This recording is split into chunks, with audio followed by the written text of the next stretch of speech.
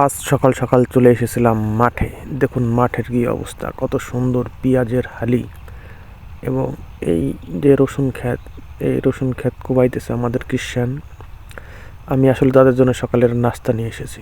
ওই যে খাবারের বাটি দেখতে পাচ্ছেন, দেখুন কি সুন্দর সরিষা ফুল ফুটেছে এবং দূরে ওই যে মহিলারা পেঁয়াজের হালি উঠাইতেছে। তো চারপাশটা একটু ঘুরে সুন্দর মতো দেখুন। এখন ওনারা খেতে বসে গেছেন। খাবারে আজকে সকালের নাস্তায় ছিল ভাত আর সাথে কুদু দিয়ে তেলাপিয়া মাছের ঝোল।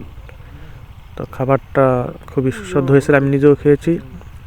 তো এই ধরনের ভিডিও দেখতে সাবস্ক্রাইব করুন আমার ইউটিউব চ্যানেল কিং অফ রুইতন।